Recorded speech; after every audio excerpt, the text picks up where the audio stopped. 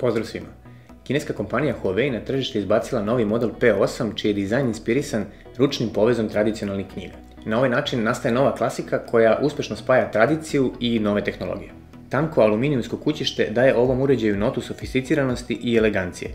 Full HD ekran dijagonale 5,2 inča je pregledan i ima maksimalne uglove vidljivosti. Uređaj pokreće procesor High Silicon Kirin 930 koji se sastoji od 4 jezgra od 2 GHz i 4 jezgra od 1,5 GHz, a u kombinaciji sa integrisanom baterijom od 2680 mAh pruža odlične performanse. Radi na Android platformi 5.0 Lollipop sa Emotion User Interfaceom 3.1. Podržava 4G mrežu i ima 3 GB RAM-a i 16 GB interne memorije koja je proširiva do 128 GB. Posjeduje GPS GLONASS satelitsku navigaciju. Glavna kamera od 13 megapiksela prilagođena je snimanju u uslovima lošijeg osvjetljenja i velikog kontrasta. Posjeduje najbolju optičku stabilizaciju slike na tržištu što omogućava pravljenje oštrih i jasnih snimaka.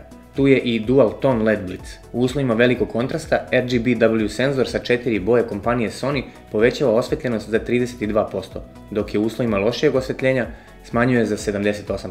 Također u uslovima velikog kontrasta DSLR omogućava pametno reagovanje i snimanje šuma prilikom snimanja. Za snimanje noćnih fotografija visokog kvaliteta postoje posebni režimi, a tu je i opcija režiserski način snimanja za snimanje videa i njihovo kontrolisanje sa čak 3 povezana Android telefona. Posebno je interesantna opcija Light Painting koja omogućava slikanje sa bilo kojim izvorom svjetlosti što daje posebne i nesvakidašnje fotografije. Prednja kamera od 8 megapiksela je za svaku pohvalu. Zahvaljujući opciji Perfect Selfie dobit ćete fotografije najvišeg kvaliteta. Za sve ljubitelje sofisticiranog dizajna i visokih performansi, Huawei P8 je pravi izbor. Kod nas je dostupan u dve boje, Champagne Gold i Grey varijanti.